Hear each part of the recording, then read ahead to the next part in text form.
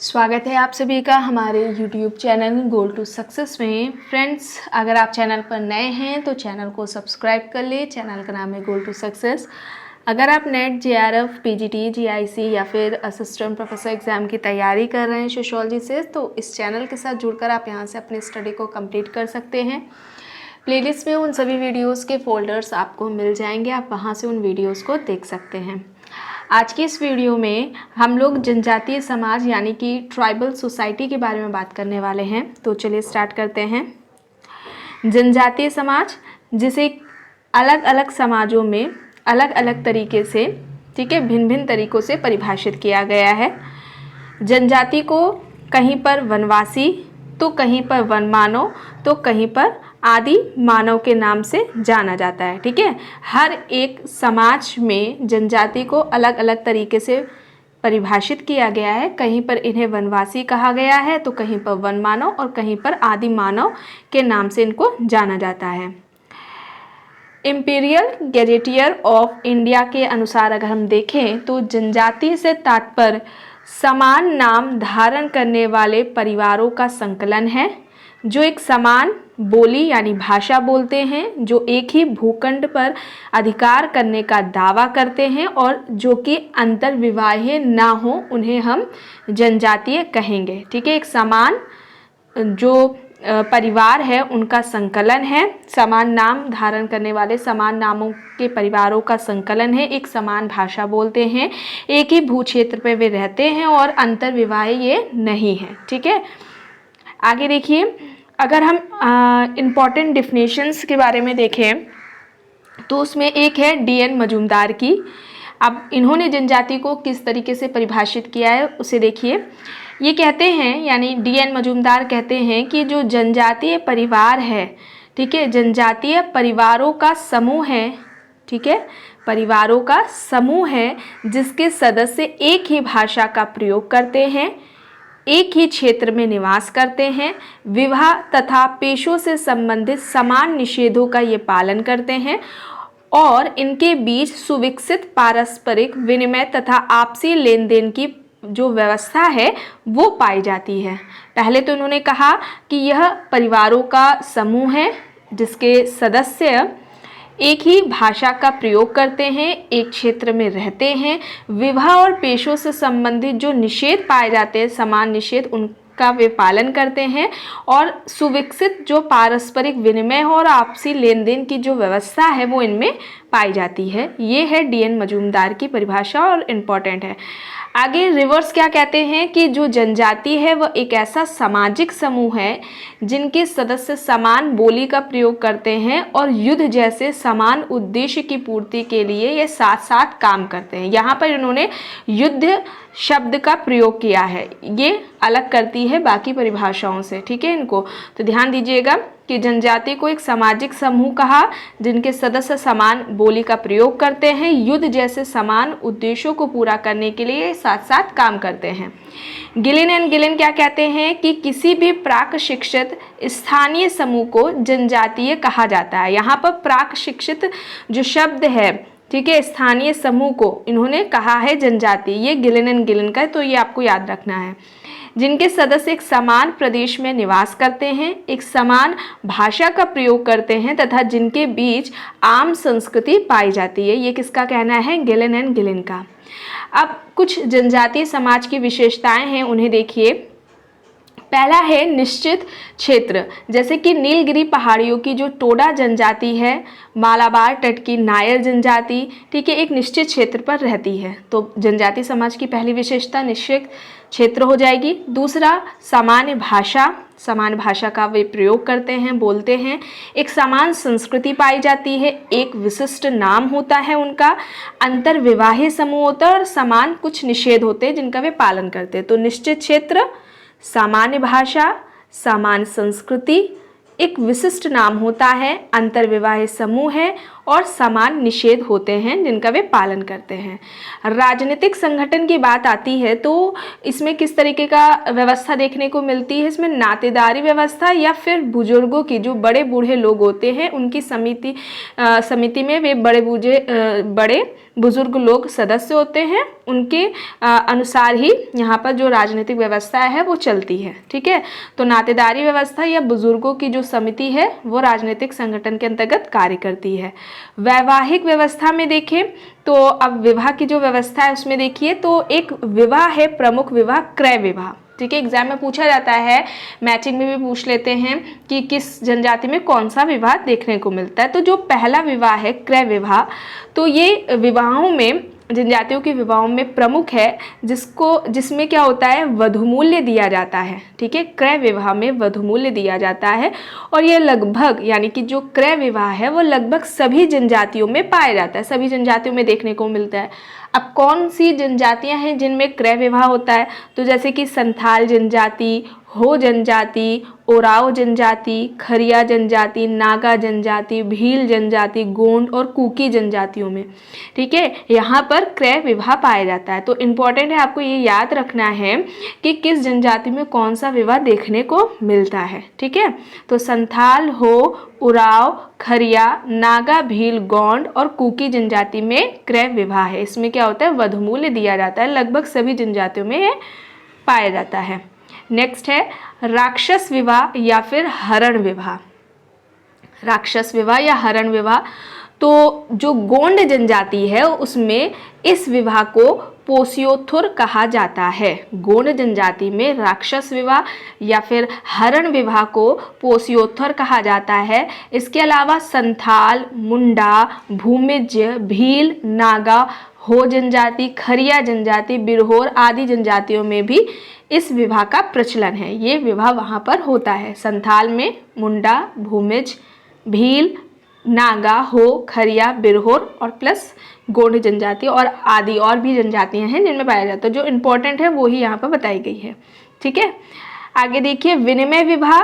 तो मध्य प्रदेश की जो गोंड जनजाति है उसमें विनिमय विवाह को दूध लौटावा विवाह भी कहा जाता है।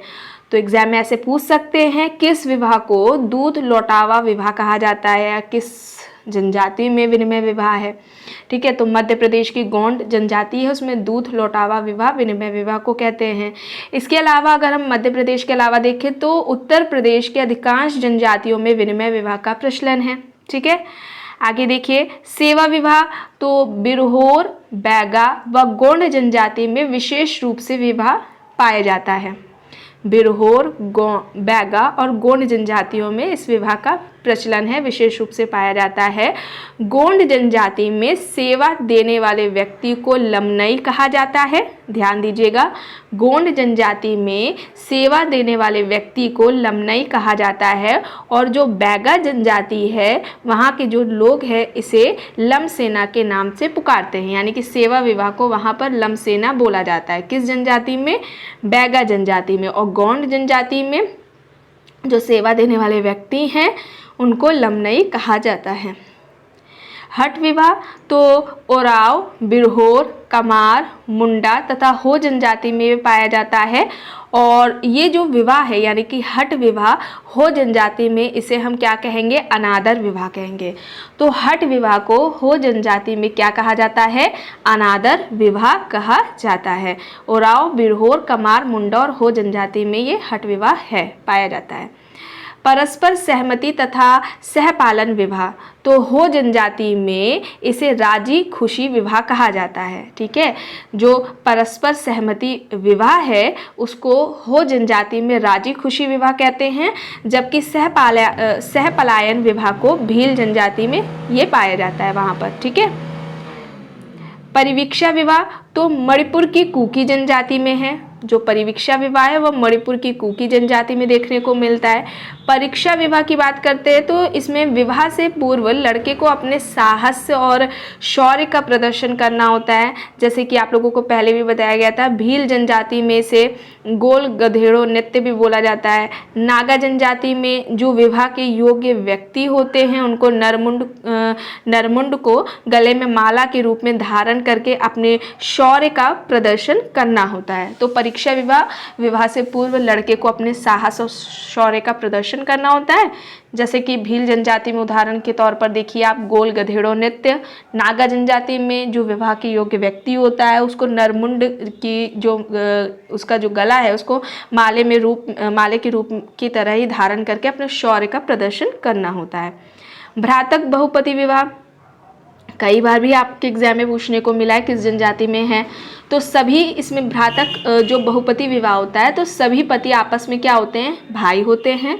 अब किस जनजाति में है तो खस, टोडा, कोटा, नायर जनजाति में भ्रातक बहुपति विवाह है। ठीक है, खस, टोडा, कोटा, नायर जनजाति में बहुपति विवाह है। अभ्रातक बहुपति विवाह में क्या होता है कि जो सभी पति होते हैं वे आपस में भाई नहीं होते हैं। टोडा, नायर और कोटा में, ठीक है, ऊपर खस है, खस नहीं है, यहाँ पर टोडा है, देखिए टोडा यहाँ पर भी, यहाँ नायर, नायर, कोटा, कोटा। ठीक है, खस भ्रातक में है और अभ्रातक में खस नहीं है, बाकी के 3 हैं। और जो नायर है, नायर कैसे है, मातृवंशीय जनजाति है। ठीक है, ध्यान दीजिएगा, नायर कैसी है जनजाति, एक मातृवंशीय है। इसमें पुरुष है वो परिवार का स्थायी सदस्य नहीं होता है। ठीक है, तो अभ्रातक में नाम से ही पता है इसमें सभी जो पति होते हैं वे आपस में भाई नहीं होते हैं। टोडा, नायर, कोटा जनजाति में अभ्रातक बहुपति विवाह का प्रश्नल है। नायर एक मातृवंशीय जनजाति है और इसमें पुरुष जो होता है वो परिवार का स्थायी सदस्य नहीं होता है।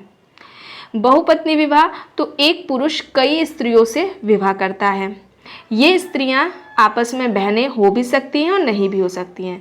जब आपस में बहनें होती हैं स्त्रियां तो उसे क्या कहते हैं, स्वसर्ग कहते हैं। स्वसर्ग विवाह, स्वसर्ग बहुपत्नी विवाह कहते हैं। और ये आपस में बहनें नहीं भी हो सकती, तो ये आपको ध्यान रखना है। अब किन जनजातियों में बहुपत्नी विवाह होता है देखने को मिलता है।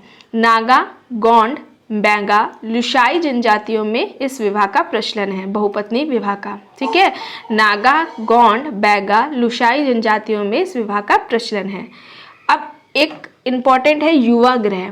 ठीक है, जनजातियों में युवा ग्रह पाया जाता है। अब ये युवा ग्रह है क्या, इसे देखिए। तो जनजातियों में युवा ग्रह पाए जाते हैं। ये क्या, किस तरीके की संस्था है, एक शैक्षणिक संस्था है। इनके जो सदस्य होते हैं, अब संस्था है तो इनके जो मेंबर्स होते हैं तो वे क्या होते हैं, अविवाहित युवक और युवतियां होते हैं। इनके जो सदस्य होते हैं वे अविवाहित युवक और युवतियां होते हैं। यहाँ पर अनौपचारिक तरीके से शिक्षा दी जाती है। ठीक है, यहाँ पर अनौपचारिक तरीके से शिक्षा दी जाती है। यहाँ किसी योग्य व्यक्ति के निर्देशन में युवक युवतियां भविष्य में आने वाली जो भूमिकाएं होती हैं उनको सीखते हैं। एक तरीके से यहाँ पर उनका सामाजिकरण होता है। कुछ जनजातियों में युवक और युवतियों के अलग अलग युवागृह होते हैं। ठीक है, तो युवागृह जनजातियों में पाए जाते हैं। युवागृह एक शैक्षणिक संस्था है। इनके जो सदस्य होते हैं वे अविवाहित युवक और युवतियां होते हैं। अनौपचारिक तरीके से यहाँ पर शिक्षा दी जाती है। कोई योग्य व्यक्ति होता है, उनके निर्देशन में ये जो युवक युवतियां होती हैं, उनके जो सदस्य होते हैं संस्था के, वे भविष्य में आने वाली भूमिकाओं को सीखते हैं। एक तरीके से यहाँ पर उनका सामाजिकरण होता है। कुछ जनजातियों में युवक और युवतियों के अलग अलग युवागृह होते हैं। हालांकि जो संस्कृतिकरण और पश्चिमीकरण का जो प्रभाव पड़ा है इस संस्था पर, उस वजह से ये जो संस्था है वह अपना महत्व खोती जा रही है, जिससे उनके सामने, जनजातियों के सामने कई तरीके की समस्याएं देखने को मिलती है। ठीक है, अब युवागृह और जनजाति, किस जनजाति में कौन से युवागृह पाए जाते हैं, ऐसे भी क्वेश्चन बनता है। तो देखिए, जो घोटुल युवागृह है वह भूरिया और गोंड जनजाति का है। घोटुल युवागृह भूरिया और गोंड जनजाति का है। धागर बासा युवागृह भूरिया जनजाति का है। धागर बासा युवागृह भूरिया जनजाति का है। गिटियोरा युवागृह मुंडा और हो जनजाति में पाया जाता है। घुमकुरिया या फिर जोंगेरपा उराऊ जनजाति का हो जाएगा। किचुकी युवागृह आगामी नागा का हो जाएगा। बुकु माटुसा ट्रोबियन द्वीपवासी में देखने को मिलेगा। मोरंग युवागृह नागा जनजाति में देखने को मिलेगा। रंगबंग जो युवागृह है वो कहाँ देखने को मिलेगा, भोटिया जनजाति में देखने को मिलेगा। अब आर्थिक व्यवस्था कैसी है, ठीक है, तो कुछ शिकारी करने वाली जो जनजातियां होती हैं उनके बारे में देखिए, कौन कौन सी है जनजातियां जो शिकार करती हैं। तो चेचू, कादर, जारवा, खरिया, जुआंग, ओंगे, राजी, गारो, कोरबा, बिरहोर, इन सभी जनजातियों में ये सभी जनजातियां कैसी हैं? शिकार करने वाली हैं, शिकारी जनजातियां हैं। पहाड़ी कृषि करने वाली जो जनजातियां हैं, गारो, बैगा, गोंड जनजाति हैं जो कि पहाड़ी कृषि करने वाली हैं, पहाड़ पर कृषि करती हैं। समतल भूमि पर कृषि करने वाली जनजातियों में ओराव, मुंडा, संथाल, हो, भूमिज जनजाति आ जाएंगी जो कि समतल भूमि पर कृषि करती हैं। पशुपालक जनजातियों में टोडा जो कि भैंस पालती हैं, गद्दी, जद्दा, चौपान और बकरवाल, बकरवाल में भेड़ बकरी पालती हैं ये सभी, ठीक है। तो पशुपालक ये जनजातियां हो गई। नौकरी तथा व्यापार करने वाली जो जनजातियां हैं इसमें मीणा, गारो, नागा, संथाल, ये सभी क्या हो जाएंगी? नौकरी करने वाली हो जाएंगी, ठीक है। तो ये उनकी आर्थिक व्यवस्था हो गई। वैवाहिक व्यवस्था आपने देखा है, ये सभी इंपॉर्टेंट है, इसे अच्छे से आप लोग याद कर लीजिएगा, अभी आपके पास टाइम है। आई होप फ्रेंड्स ये आपको वीडियो पसंद आई होगी। अगर पसंद आई है तो प्लीज़ लाइक करिएगा, कमेंट करके ज़रूर बताइएगा। चैनल पर अगर आप नए हैं तो चैनल को भी ज़रूर सब्सक्राइब कर लीजिएगा एंड इस वीडियो को जितना हो सके ज़्यादा से ज़्यादा लोगों के साथ शेयर भी ज़रूर करिएगा। Thank you.